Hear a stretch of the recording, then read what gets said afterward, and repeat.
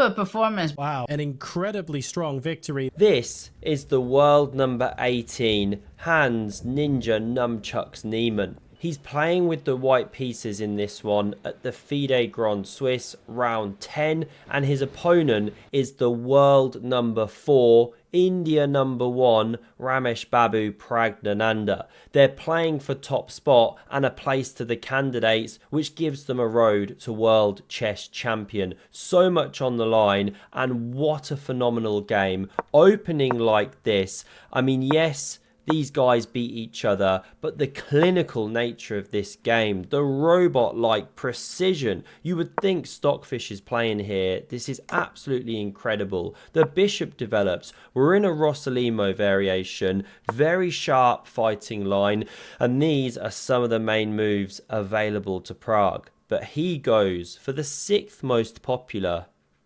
Knight d4. Only played in less than 100 games. We're into cutting edge grandmother theory here. Pawn structure changed and centre immediately challenged. Now if you take that pawn, actually taken with the knight is very good. Of course you could set up the big centre, but this even stronger. Pawn pushing, big attack for white on the way. Think this kind of stuff. So instead we get pawn e6, saying take, we see it soon, let's not go down the line, because Niemann now sidelines the knight here. Not ideal. We know his good friend Magnus Schwarzenegger, not a fan of this one. Der Springer an dem Rimmer ist ein absolut wie eine Schnitzel.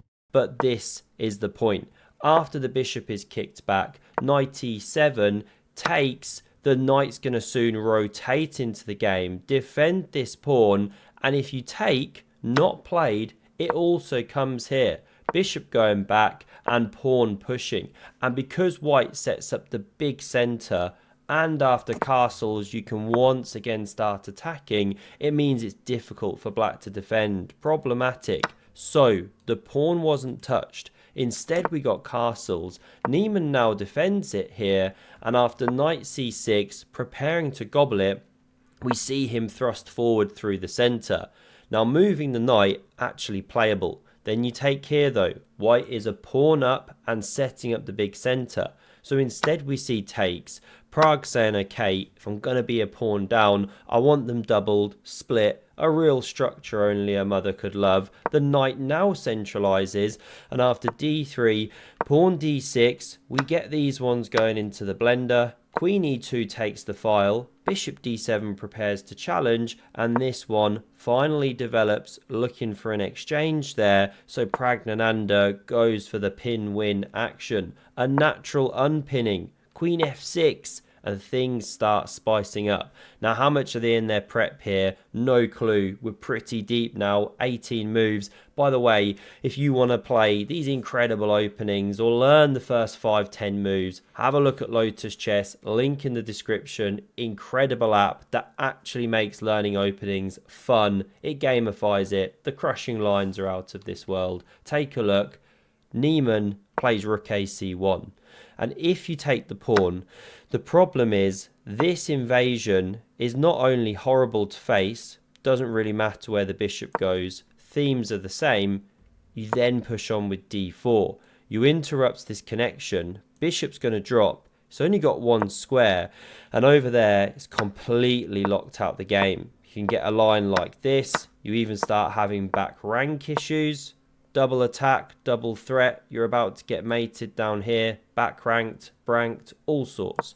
Do not touch the pawn is the long and short, so the file is therefore challenged. Niemann whispers, do you even rook lift Praggnanandhaa, bro? We know he's in great shape, using that hotel gym over in Samarkand, Uzbekistan. Now we see takes, rook recaptures, and queen f5. Finally, the pawn's gonna drop, but there's a problem. Pawn g3 takes and bishop g2, and although you've won back the pawn and restored material, you're getting kicked from pillar to post. Rook b4 now, and this one is caving in. It's too much to deal with. Now if you go queen c5, seems to be the better square according to Sir Stock Squiddington. Excuse me. You stay a bit more connected with the game. Over here, not as good. You attack a pawn, You create a pin down here, but you're about to see a problem. First the rook attacked, it lifts, creates a threat of taking, rook takes back, then your unprotected queen drops. So rook takes with check played, bishop takes on e8, and now bishop e4, the preferred engine move.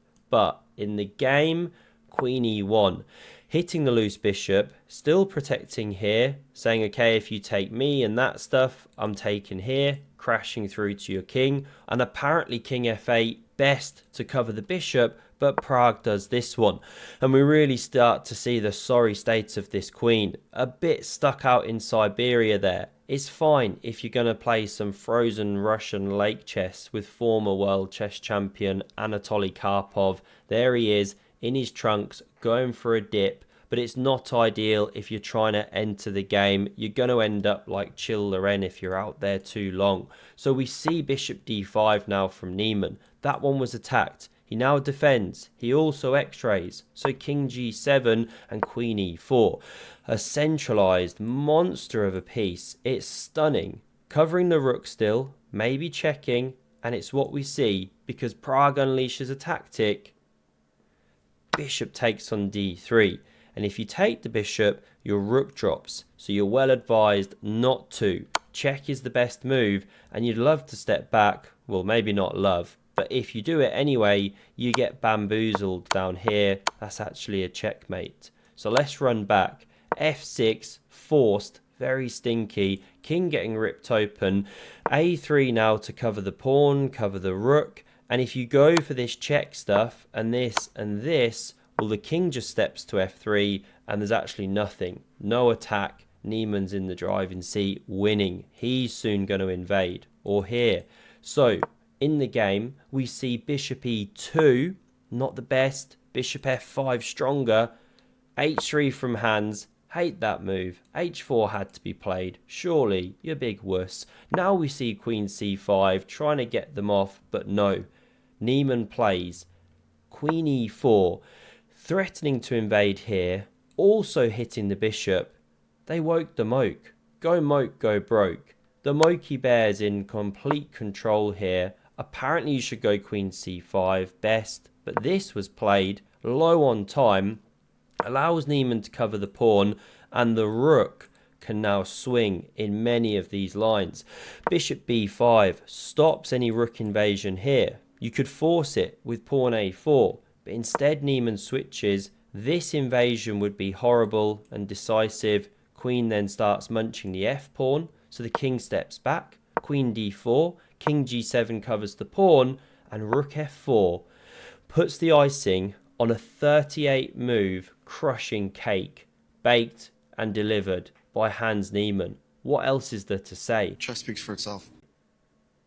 Absolutely incredible finish we're in for in round 11 of the FIDE Grand Swiss. Smash subscribe to never miss one of these recaps, and do check out Lotus Chess, truly awesome. Thanks a lot for watching, and have a look at the video on screen if you want some more epic chess. Cheers.